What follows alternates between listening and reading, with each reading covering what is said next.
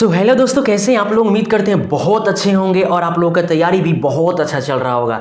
दोस्त, आज का जो प्रैक्टिस सेट है मैं आपको बता दूं कि प्रैक्टिस सेट जो आज का होने वाला है वो 30 नंबर का प्रैक्टिस सेट होने वाला है। और दोस्त, मैंने पिछले वीडियो में आपसे बोला था कि अगला जो वीडियो होगा उसमें मैं उड़ीसा राज्य से जितने भी सारे एग्जाम में क्वेश्चन पूछे जाते हैं वो मैं इंपॉर्टेंट क्वेश्चन जो भी इंपॉर्टेंट है, इसमें टोटल आपको 20 प्लस क्वेश्चन आपको अभी मैं जस्ट 2 से 3 मिनट के अंदर में असम राज्य से देने वाला हूं। आप अभी अपने पास नोटबुक तैयार रखिए। दोस्त देखिए, इंपॉर्टेंट क्वेश्चन होते हैं वो पूछे जाते हैं। जैसे देखिए, उड़ीसा राज्य का गठन की मैं बात करूं, तो उड़ीसा राज्य का गठन कब हुआ था, तो ये होता 1 अप्रैल 1936 ईस्वी में उड़ीसा राज्य का गठन हुआ था। मैं राजधानी की बात करूं, उड़ीसा की राजधानी कहाँ है बताइए। उड़ीसा की राजधानी कहाँ है? भुवनेश्वर। राज्य और राजधानी को तो हर एक मतलब एग्जाम में तो पूछना तय है, एक राज्य का राजधानी पूछेगा ही पूछेगा। अगला मैं बात करूं साक्षरता की, मैं बात करूं उड़ीसा की वर्तमान समय में साक्षरता जो है वो कितनी है। उड़ीसा में वर्तमान समय में साक्षरता कितनी है बताइए। आपको पता है तो कमेंट बॉक्स में आंसर दीजिए। हालांकि जो अभी वर्तमान समय में साक्षरता दर है वो 72.9% साक्षरता दर है उड़ीसा राज्य का। ठीक है। भाषा की मैं बात करूं, वहां पे भाषा कौन सी ज्यादातर मतलब लोकल भाषा कौन सी बोली जाती है, तो देखिए उड़िया मतलब बोले तो उड़िया ही वहां का राजकीय भाषा है। जैसे हम लोग बिहार में क्या बोलते हैं? भोजपुरी। तो वहां पे लोकल भाषा क्या है? उड़िया है, या राजकीय भाषा में बोलूं तो उड़िया ही है। ठीक है। विधानसभा में सदस्यों की संख्या कितनी है? अगर ये क्वेश्चन पूछता है कि उड़ीसा राज्य में विधानसभा में सदस्यों की संख्या कितनी है, ये अगर क्वेश्चन आपको पेपर में छप जाए तो क्या बताइएगा? विधानसभा में सदस्यों की संख्या कितनी है? तो ये देखिए, याद रखिएगा कि 147 विधानसभा में सदस्यों की संख्या है। अगर क्वेश्चन ये पूछ दे कि लोकसभा की सदस्यों की संख्या कितनी है, लोकसभा में उड़ीसा राज्य में लोकसभा में सदस्यों की संख्या कितनी है। देखिए, उड़ीसा में लोकसभा में सदस्यों की संख्या कितनी है, तो ये जो है ना, ये 21 है।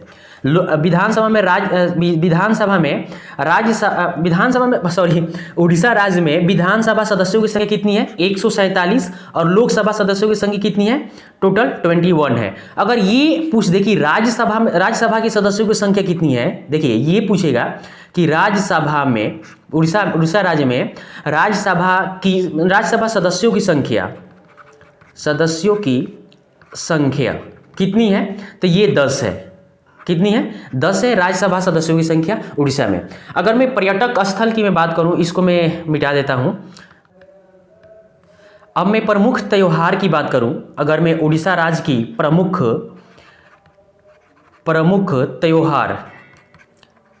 त्योहार की बात करें तो देखिए, उड़ीसा राज्य में प्रमुख त्योहार कौन कौन से मनाए जाते हैं। देखिए, एक होता है पूरी रथ यात्रा। क्या? प्रमुख त्योहार में पूरी रथ यात्रा एक पूरी रथ यात्रा। ये क्वेश्चन बार बार पूछ लेता है एग्जाम में कि पूरी रथ यात्रा त्योहार कहाँ, किस राज्य में मनाया जाता है। आपको भी पेपर में या प्रैक्टिस सेट में देखने को मिलेगा। ठीक है। अगला जो एक क्वेश्चन और पूछता है कि मकर मेला किस राज्य से संबंधित है। क्या? मकर मेला किस राज्य से संबंधित है, तो क्या बताना होगा आपको? उड़ीसा से संबंधित है। अब मैं बात करूं पर्यटन स्थल के बारे में। क्या? अब मैं बात करूं प्रमुख पर्यटन स्थल जो कि एग्जाम में बहुत बार पूछते हैं, बहुत बार पूछा जाता है एग्जाम में पर्यटक स्थल के बारे में। जैसे देखिए, जगन्नाथ मंदिर, ये बहुत इंपॉर्टेंट है। जगन्नाथ मंदिर पूछता है कि जगन्नाथ मंदिर किस राज्य में है, तो ये कहाँ है? उड़ीसा राज्य में है। ठीक है। एक और पूछता है कि कोणार्क का सूर्य मंदिर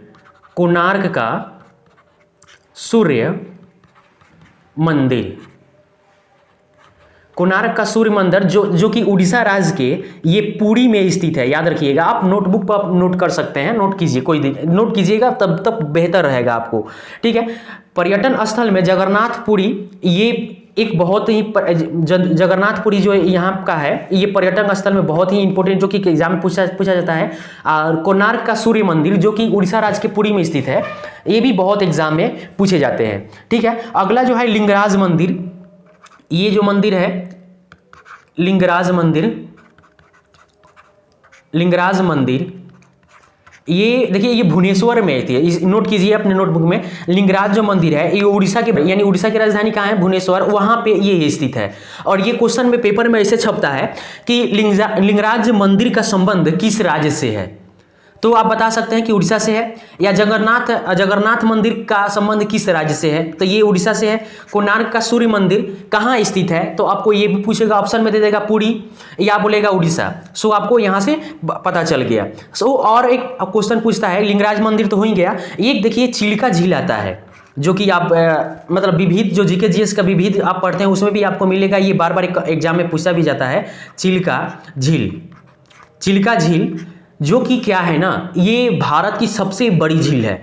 ये सबसे बड़ी झील है, कौन सी झील, चिल्का झील। ये कहाँ स्थित है, उड़ीसा में स्थित है। भारत में सबसे बड़ी झील कौन सी है, चिल्का झील।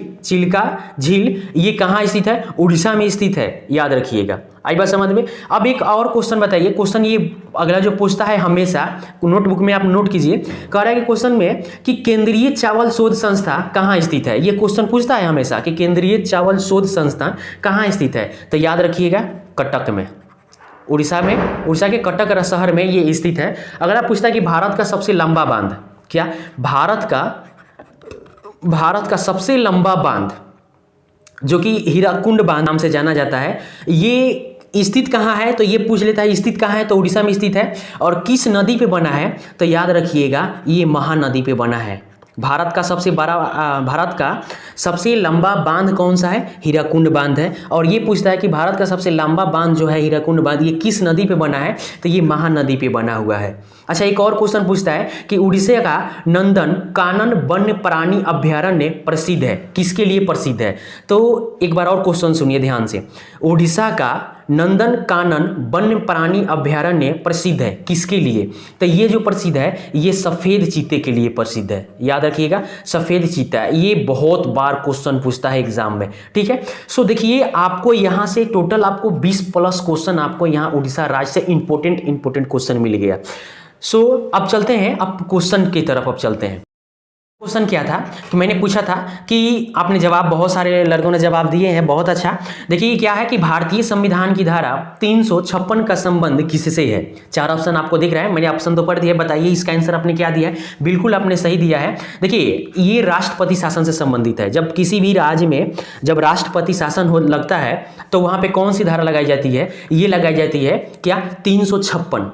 ये बार कभी भी एग्जाम में पूछ लेता है, तो बताइए कौन सा क्वेश्चन है कि भारतीय संविधान की धारा 356 का संबंध किससे है, तो राष्ट्रपति शासन से है। चलते हैं अब अगले क्वेश्चन की तरफ। देखिए हमारा जो अगला क्वेश्चन है, कह रहा है कि उड़ीसा की राजधानी कहाँ है। मैंने तो जस्ट अभी उड़ीसा राज्य के बारे में चर्चा किया था, बताइए उड़ीसा की राजधानी कहाँ है। आप कमेंट बॉक्स में आंसर दीजिए। देखिए आप कमेंट बॉक्स में आंसर कैसे दे रहे हैं कि लिख दे रहे हैं कि केवल इसका बी लिख दे रहे हैं। अगर मान लीजिए इसका आंसर क्या बी है, तो आप बी लिख करके उसके बाद क्या करते हैं, आंसर दे देते हैं। बट ऐसे आप ना दे करके आप ऐसे दीजिए कि क्वेश्चन यहाँ पे लिखिए 2 और उसके बाद बी कर दीजिए, ठीक है। इस तरह कमेंट बॉक्स में आंसर दीजिए। अगला क्वेश्चन क्या है कि सिंधु घाटी की सभ्यता किस प्रकार की सभ्यता है।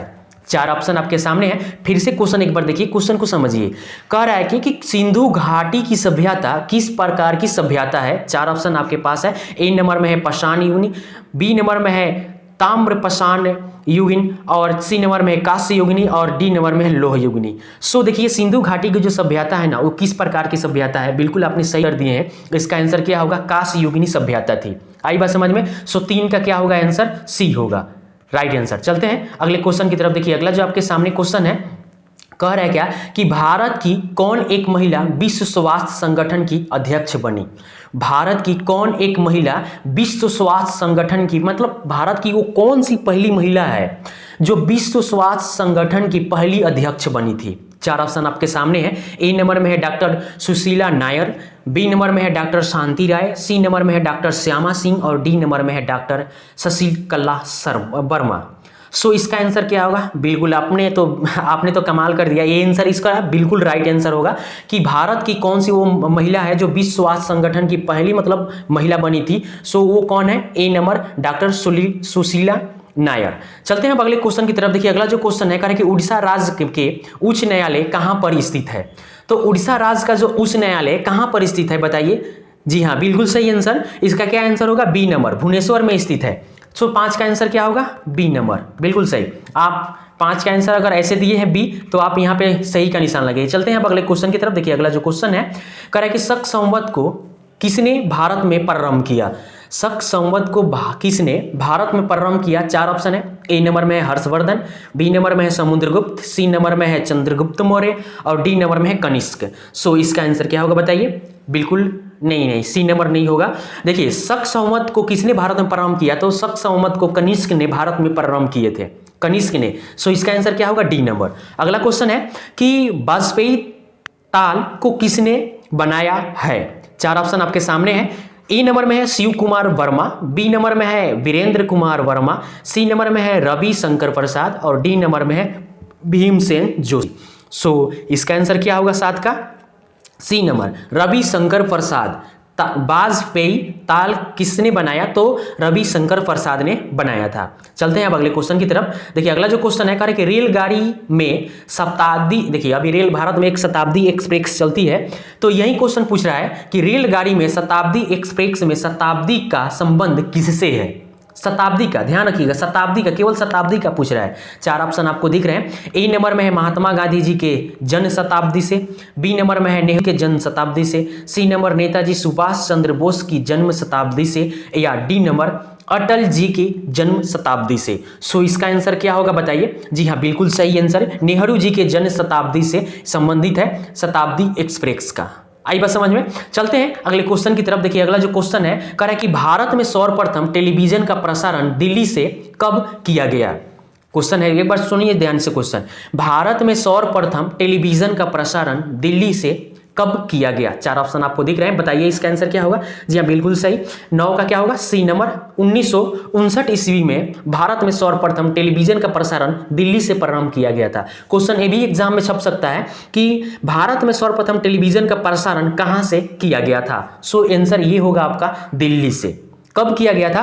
तो 1959 ईस्वी में। अगला क्वेश्चन है, जगन्नाथ मंदिर कहाँ स्थित है? देखिए ये मैं आपको नहीं बताने वाला हूँ, क्योंकि इसका आंसर, क्योंकि मैंने उड़ीसा को लेकर के अभी जस्ट मैंने वहाँ पे कुछ आपसे टाइम लेकर के मैंने उसमें 20+ क्वेश्चन आपको करवाया है। अगर आप नोट किए हैं तो बताइए कि जगन्नाथ मंदिर कहाँ पर स्थित है। 4 ऑप्शन आपको दिख रहा है। मैंने तो जबलपुर नाम ही नहीं लिया है, जयपुर नाम नहीं लिया, जबलपुर भी नाम लिया नहीं लिया। अब 50-50 चांस है, इसमें से दोनों में से कौन सा आंसर होगा आप कमेंट बॉक्स में बता सकते हैं। सो अब चलते हैं अगले क्वेश्चन की तरफ। अगला जो क्वेश्चन है, कह रहा है कि मूल रूप से भगवत गीता किस भाषा में लिखी गई थी? मूल रूप से भगवत गीता किस भाषा में लिखी गई थी? 4 ऑप्शन है। ए नंबर में है हिंदी, बी नंबर में है अंग्रेजी, सी नंबर में है तमिल और डी नंबर में है संस्कृत। सो इसका आंसर क्या होगा? डी नंबर, संस्कृत में लिखी गई थी। कौन? भगवत गीता। चलते हैं अगले क्वेश्चन की तरफ। देखिए अगला जो आपके सामने क्वेश्चन है, वर्तमान समय में भारत में कुल कितने उच्च न्यायालय है? देखिए वर्तमान समय में भारत में कुल उच्च न्यायालय की मैं बात करूं, यहां से कोई आंसर नहीं होगा, क्योंकि वर्तमान समय में भारत में जो उच्च न्यायालय हैं वो हैं हमारे पास 25 है। देखिए 25वां जो उच्च न्यायालय बना आंध्र प्रदेश में बना था। 25वां उच्च न्यायालय कहां बना था? आंध्र प्रदेश में। और ये कब बना था? 1 जनवरी 2019 ईस्वी में भारत सरकार के द्वारा 25वां उच्च न्यायालय बनाया गया था आंध्र प्रदेश के लिए। आई बात समझ में? कब बनाया गया था? तो 1 जनवरी 2019 में बनाया गया था। अब वर्तमान समय में उच्च न्यायालयों की संख्या कितनी है? 125 है। चलते हैं अब अगले क्वेश्चन की तरफ। देखिए अगला जो क्वेश्चन है, कह रहा है कि आनंद मठ की रचना आनंद मठ की रचना किस भाषा में की गई? 4 ऑप्शन है। ए नंबर में है हिंदी, बी नंबर में है संस्कृत, सी नंबर में है बांग्ला और डी नंबर में है तमिल।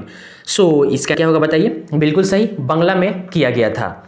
अगला क्वेश्चन है आपके सामने कि किसके शासनकाल में 1756 ईस्वी में कोलकाता में ब्लैक होल की घटना हुई थी? देखिए 1756 ईस्वी में कोलकाता में ब्लैक होल की एक घटना हुई थी। सो बताइए किसके शासनकाल में हुई थी? 4 ऑप्शन आपको दिख रहा है। ए नंबर में है सिराजुद्दौला, बी नंबर में है बाबर, सी नंबर में औरंगजेब और डी नंबर में है Ahmad Shah. So black hole की जो घटना, नहीं बिल्कुल आपने सही जवाब दिए हैं। हाँ, सिराजुद्दौला के समय में कलकत्ता में 1756 ईस्वी में ब्लैक होल की घटना हुई थी। आई बात समझ में? चलते हैं अगले क्वेश्चन की तरफ। देखिए गुड ऑफ स्माइल थिंकिंग मतलब इसके लेखक कौन है?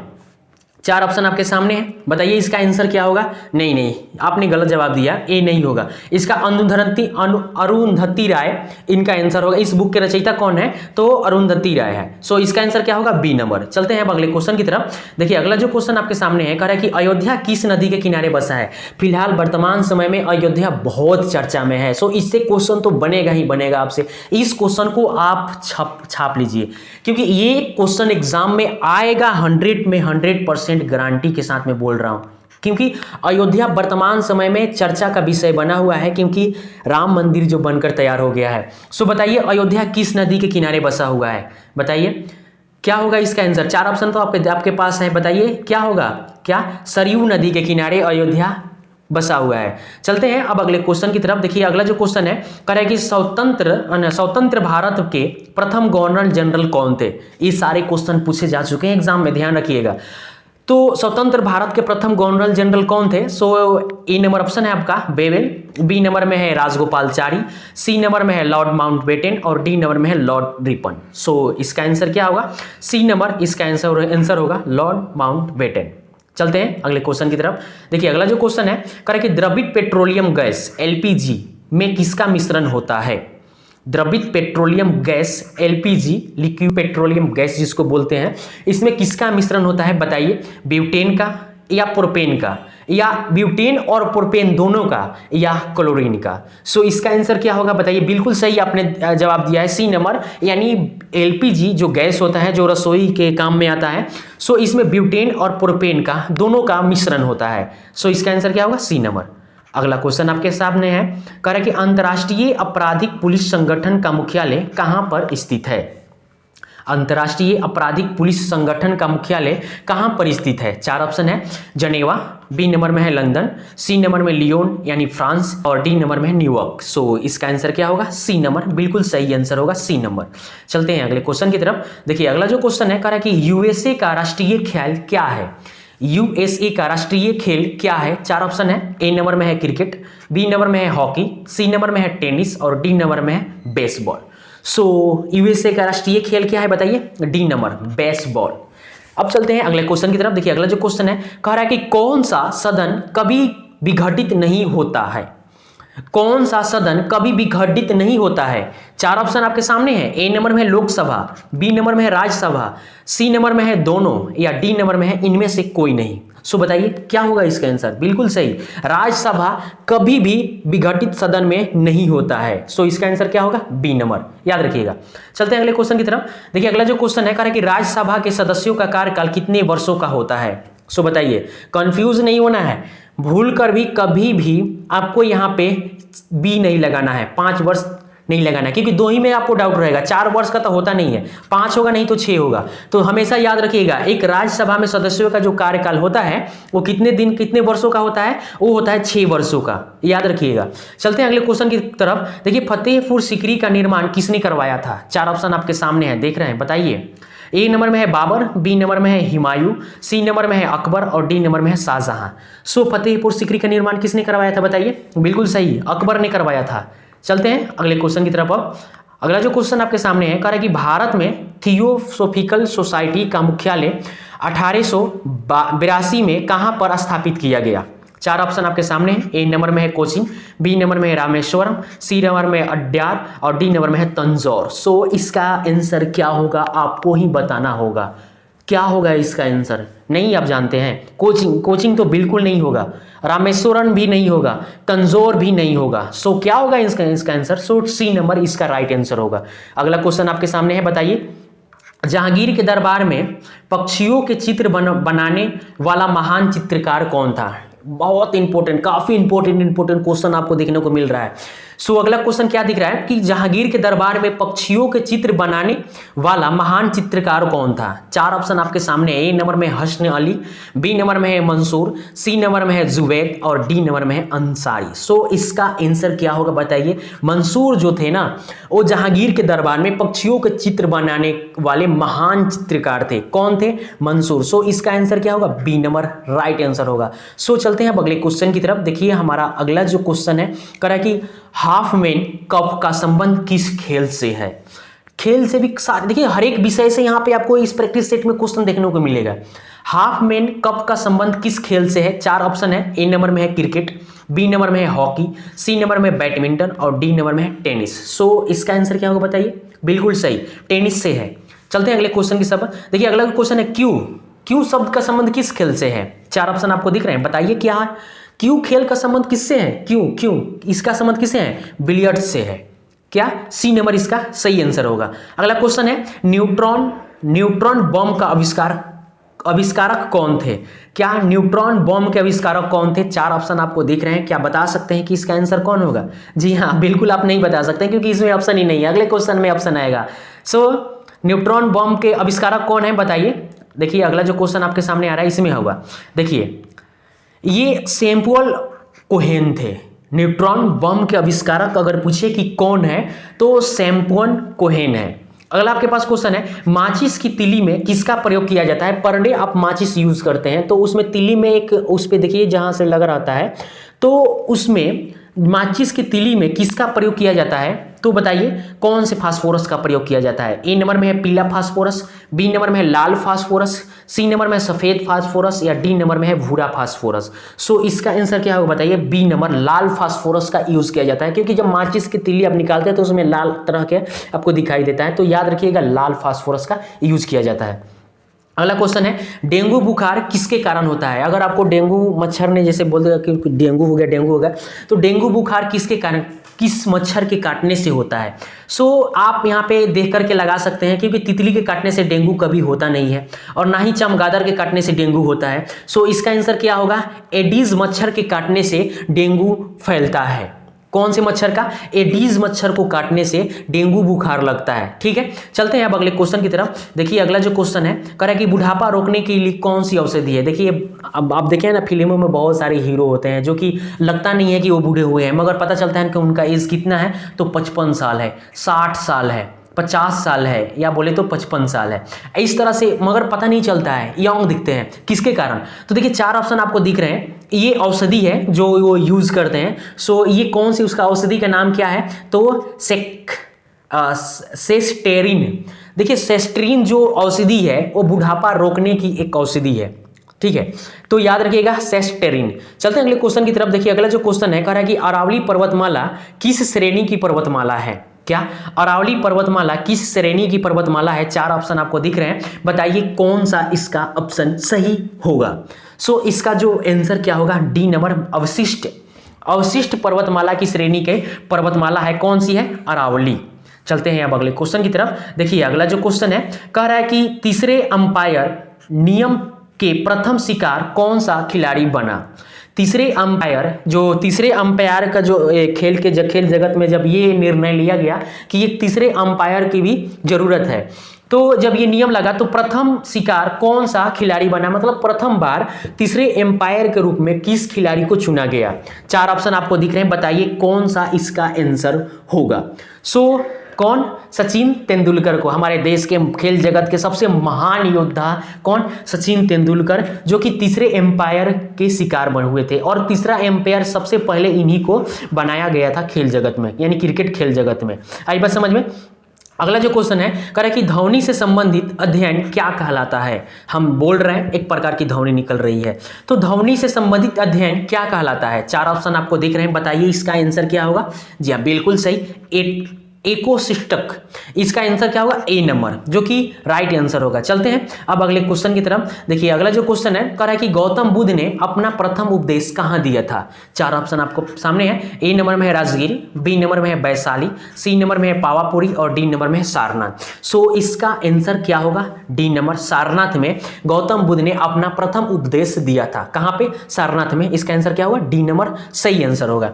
अगला क्वेश्चन है चाणक्य किसके गुरु थे? चाणक्य किसके गुरु थे? किसके? इनके गुरु के बारे में नहीं पूछ रहा है, चाणक्य किसके गुरु थे? 4 ऑप्शन है। ए नंबर में है चंद्रगुप्त मौर्य, बी नंबर में है समुद्रगुप्त, सी नंबर में है अजातशत्रु और डी नंबर में है बिंबिसार। सो इसका आंसर क्या होगा बताइए? नहीं, अजातशत्रु तो होगा ही नहीं, बिंबिसार भी नहीं होगा, समुद्रगुप्त भी नहीं होगा। क्या होगा? चंद्रगुप्त मौर्य के गुरु कौन थे? तो चाणक्य थे। याद रखिएगा, क्वेश्चन जिसे अभी पूछने का तरीका क्या है कि चाणक्य किसके गुरु थे। क्वेश्चन ये भी पूछ सकता है एग्जाम में कि चंद्रगुप्त मौर्य के गुरु कौन थे। सो कौन थे? चाणक्य। सो चलते हैं अब अगले क्वेश्चन की तरफ। देखिए यहाँ पे अगला जो क्वेश्चन है कह रहा है कि आयकर किसके द्वारा लगाया जाता है। 4 ऑप्शन आपके सामने है। ए नंबर में है राज्य सरकार, बी नंबर में है केंद्र सरकार, या सी नंबर में दोनों, या डी नंबर में इनमें से कोई नहीं। सो देखिए आयकर जो लगाया जाता है वो लगाया जाता है केंद्र सरकार के द्वारा। आई बात समझ में। अगला जो क्वेश्चन है कह रहा है कि जुनियो किस देश की राजधानी है। जुनियो किस देश की राजधानी है। सो देखिए 4 ऑप्शन है, आपको बताना है किस देश की राजधानी है। सो देखिए बताइए कौन सा इसका आंसर राइट होगा। अलास्का। अलास्का की राजधानी कौन सी है। जुनियो। देखिए मैं आपको देश और देश की राजधानी को मैं बता दूं कि एग्जाम में कैसे क्वेश्चन पूछे जाते हैं। जिसे वर्तमान समय में जो भी देश चर्चा में पिछले 6 महीने में, जिस समय आपका एग्जाम होने वाला है उससे 6 महीना पहले जो भी देश चर्चा का विषय बना था, चाहे किसी भी मुद्दा को लेकर के, जैसे अभी म्यांमार चर्चा का विषय बना है, सो उसी देश का राजधानी सबसे ज्यादा पूछता है एग्जाम में। ऐसे आप जानकारी के लिए याद रखिए कि जुनियो कहाँ की राजधानी है, अलास्का की राजधानी है। चलते हैं अगले क्वेश्चन की तरफ। अगला जो क्वेश्चन है कह रहे कि टीबी रोग के रोकथाम के लिए कौन सा टीका लगाया जाता है। टीबी रोग के रोकथाम के लिए कौन सा टीका लगाया जाता है। 4 ऑप्शन है। देखिए ए नंबर में है MMC, बी नंबर में है DPT, सी नंबर में PNS और डी नंबर में है BCG। सो इसका आंसर क्या होगा, डी नंबर। आपने बचपन में ही 5 वर्ष से कम के उम्र में ये लगाया जाता है, BCG का टीका लगाया जाता है जो कि बाहों पे पड़ता है। सो अगला जो क्वेश्चन है, भारत भारती के लेखक कौन है। भारत भारती बुक के यानी किताब के लेखक कौन है। 4 ऑप्शन आपको दिख रहे हैं, बताइए कौन सा ऑप्शन इसका सही होगा। सही क्या होगा, डी नंबर। मैथिली शरण गुप्ता जो है ना वो भारत भारती के किताब के लेखक हैं। ठीक है, चलते हैं अब अगले क्वेश्चन की तरफ। देखिए जो अगला जो क्वेश्चन है कह रहा है कि भारत का पहला रसायन बंदरगाह स्थित है। कहां पे स्थित है भारत का पहला रसायन बंदरगाह। 4 ऑप्शन आपको दिख रहे हैं। ए नंबर में है चेन्नई, बी नंबर में है मुंबई, सी नंबर में है कांडला और डी नंबर में है दहेज जो कि गुजरात में स्थित है। सो बताइए इसका राइट आंसर क्या होगा। जी हाँ, बिल्कुल सही आपने बताया, राइट आंसर इसका होगा दहेज जो कि गुजरात में स्थित है। कौन सा, भारत का पहला रसायन बंदरगाह। अब लास्ट आपके पास क्वेश्चन है, कह रहा है कि मदर टेरेसा द्वारा स्थापित धर्म संघ क्या कहलाता है। मदर टेरेसा द्वारा स्थापित धर्म संघ क्या कहलाता है। 4 ऑप्शन आपके सामने पड़े हुए, बताइए इसका आंसर क्या होने वाला है। हालांकि जो इसका आंसर मैं बता दूं, मिशन रिज ऑफ चैरिटी। सो ये नंबर इसका राइट आंसर होगा। देखिए दोस्त, आज का जो टोटल प्रैक्टिस सेट में 22 क्वेश्चन यहाँ पे कंप्लीट हुआ। आप नोटबुक में आज का जो राज्य था क्या, ओडिशा, जो कि चर्चा का विषय था। आज हमने इस राज्य को पूरे जो जितने भी इंपॉर्टेंट क्वेश्चन बन रहे थे सारे को हमने कवर किया। अगला जो कल का जो वीडियो 31 नंबर का प्रैक्टिस सेट होगा जो कि कल आएगा, मैं उसमें कर्नाटक राज्य को लेकर आऊंगा। कर्नाटक राज्य से जितने भी सारे 20+ क्वेश्चन बनेंगे इसमें मैं वो लेकर के आऊंगा। सो आप वीडियो में बने रहने के लिए आप हमारे चैनल से जुड़े और हमारे चैनल को सब्सक्राइब करें। मिलेंगे अगले वीडियो में, बहुत बहुत धन्यवाद।